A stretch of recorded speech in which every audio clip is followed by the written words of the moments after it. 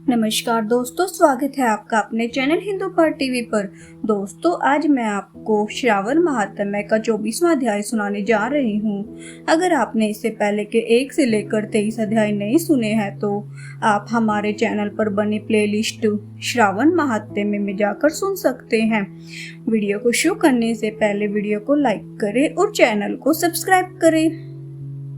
श्रावण महात्म्य का 24वां अध्याय, श्री कृष्ण अवतार तथा राजा महासेन कथा।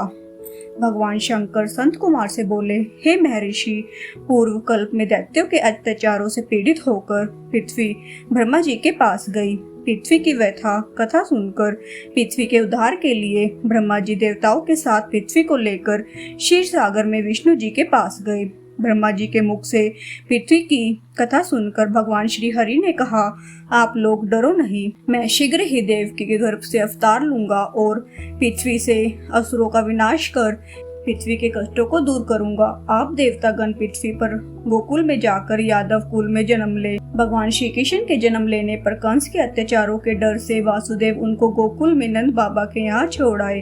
वहाँ पर उनका लालन पालन बड़े चाव से किया गया। जब भगवान श्री कृष्ण कुछ बड़े हुए तो उन्होंने कंस तथा उसके गणों का मथुरा आकर वध कर डाला और अपने माता पिता देवकी वासुदेव को कंस की जेल से छुड़ाया। मथुरा वासियों ने भगवान श्री कृष्ण से प्रार्थना की, हे शरणागत वत्सल, आपको हम नमस्कार करते हैं, हमारी रक्षा करो। हे देव, किसी को आपके जन्मदिन का ज्ञान नहीं है। आपके जन्मदिन का ज्ञान होने पर हम उस दिन वर्धापनोत्सव मनाना चाहते हैं।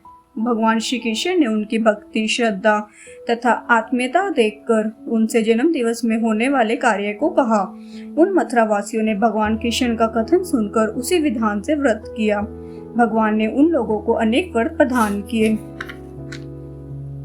हे संत कुमार, इस संबंध में मैं तुम्हें एक प्राचीन कथा सुनाता हूँ। अंग देश में मित्रजीत नाम का एक राजा था। उसके पुत्र का नाम महासेन था। वह अत्यंत साधु स्वभाव वाला राजा था। वह प्रजा की अपने प्राणों से भी अधिक रक्षा करता था। प्रजा भी उस पर अपने प्राण छिड़कती थी, परंतु वह अचानक पाखंडियों के संपर्क में आ गया। जो राजा अपनी प्रजा को प्राणों से अधिक चाहता था, वही अब अधर्म के रास्ते पर चल पड़ा।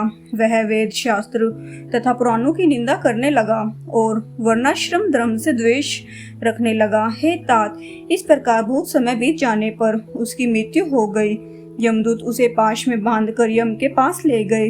यम ने उसे नरक में गिराकर बहुत समय तक यातना पहुंचाई। नरक की यातना भोग कर वह पिशाच योनि में गया। भूख प्यास से व्याकुल वह इधर उधर घूमता हुआ मारवाड़ में पहुंचा तथा एक वैश्य के शरीर में प्रवेश कर गया।